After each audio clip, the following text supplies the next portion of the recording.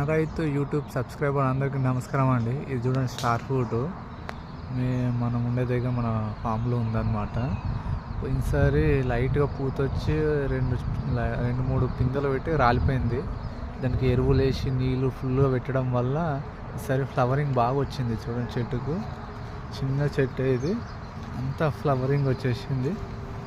మీరు అంతా చూడవచ్చు. ఇది ఫ్లవరింగ్ ఉంది, ప్లస్ ఇక్కడ పిందె చూడండి కనిపిస్తుందా మీకు?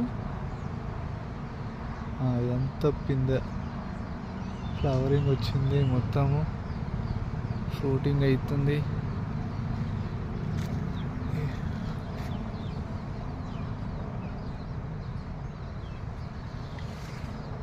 ఫ్లవరింగ్ కూడా చాలా బాగుందండి. ఎంత బాగుందంటే చూడడానికి కూడా బాగుంది. చెట్టుకు నీట్గా